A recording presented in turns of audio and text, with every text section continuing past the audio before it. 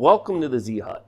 I'm Jay, and about a week ago now, I picked up this anycubic i3 Mega 3D printer.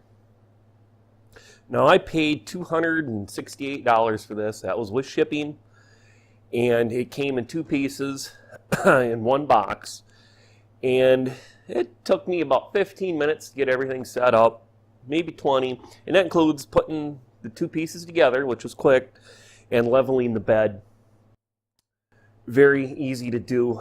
This is my first 3D printer, and it like I said, it took me 20 minutes to get set up, and my first print worked. The SD card it came with had this little owl figure on it, a set of two, and once I got it set up, I just put that card in. You didn't have to run it for Cura, slice it, nothing. It was already done, and I ran it. The thing printed perfectly, printed them out. I don't have them here to show you. I gave them away to somebody. I didn't have any use for them. But I got some things I printed out. I'll show you here in a couple minutes. There's only two things.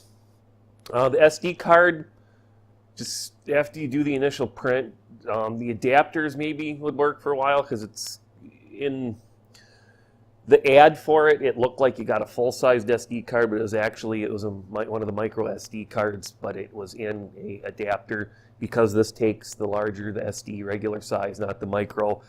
With all the camera equipment I have, I had a whole bunch. I found an older one that I wasn't really using anymore. It was a 4 gig, and that's more than enough to put lots of print jobs on. So I threw that other one in the parts box for my electronic stuff. I got some sound modules for the Arduino microcontrollers that use SD cards. Maybe it'll work in there for a little while, but that's one thing. I did put that in the computer to see, how junky they were, because I've heard that they're not very good, and the computer wouldn't even read it the first time I put it in.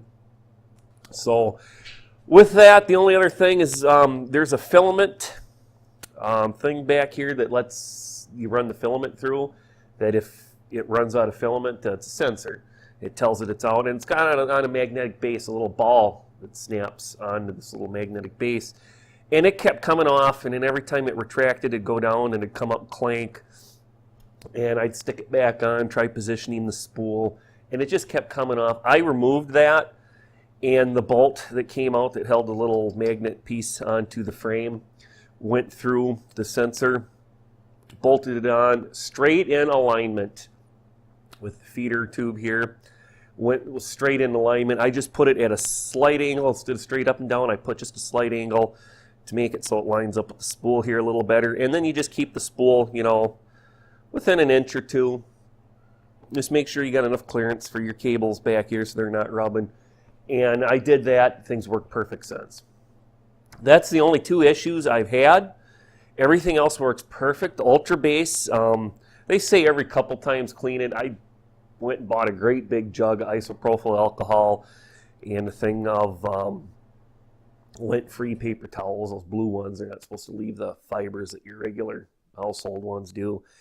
And I just give it a quick little wipe. I can use that same paper towel a few times. I keep it in a little plastic box and just put a little rubbing alcohol, clean it. I use it 3-4 times, throw it away, take another towel. But the Ultra Base, everything sticks good. This is cooled off. This is a print I just finished. I let it run last night. And I haven't even touched these yet. And you see, they're loose. When it first quits printing, you walk up and you grab these, and you'd have to use some force to get them loose. This bed works really good.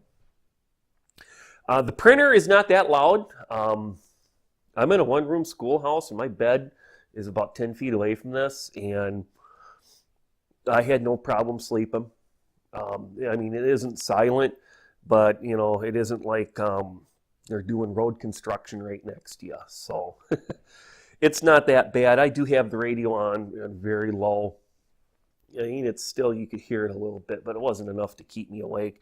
If you didn't have this in the same room you're sleeping, you wouldn't hear it. But I did set it up, and I set an alarm, so if I'm letting it run overnight, it wakes me up every hour or two. I can take a quick look, make sure I'm not printing filament in the thin air or anything. Other than that, this thing is awesome. I highly recommend it. I printed out a few things.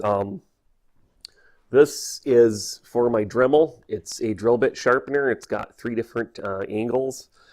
I printed out a camera tripod quick mount plate, so because I have multiple cameras and I only got one really good tripod. I got some other ones, but now I can have several tripod mounts so I don't have to keep taking them off the camera. I printed out a cable chain. Oh, a little dust on there. I should have took a little look at the specs before I printed it. I should have reduced it in size a little bit, but I printed it for this back cable here. I've been told, you know, if you put a cable chain on it, it'll last a lot longer. It'll still last quite a while, but it will wear out before anything else generally.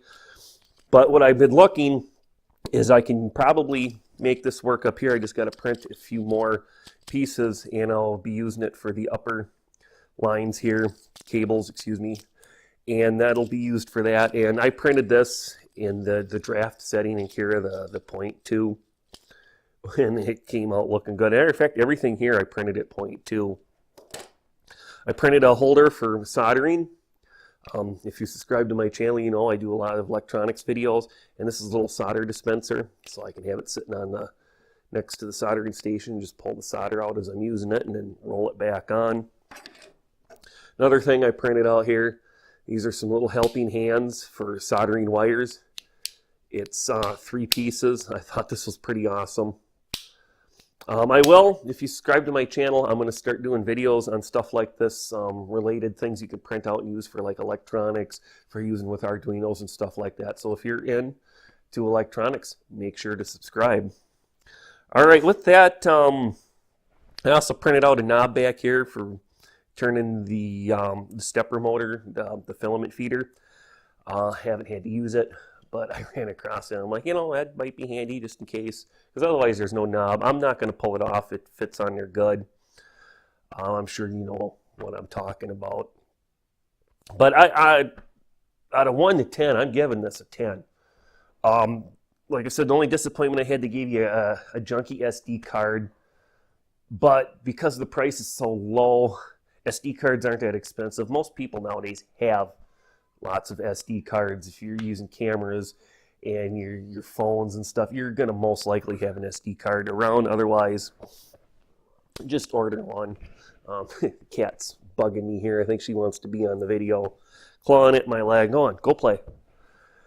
Highly recommend it. Highly recommend getting one of these. It works awesome.